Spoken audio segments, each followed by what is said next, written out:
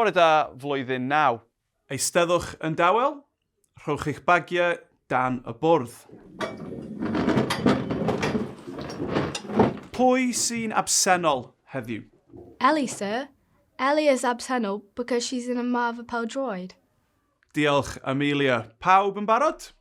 Heddiw, dyn ni'n mynd I adolygu hanes Cymru, History of Wales, hanes Cymru, so that we can prepare for the end of term assessment. Mae angen taflen waith, mae angen gliniadur. Ewch I nôl taflen waith, ewch I nôl gliniadur.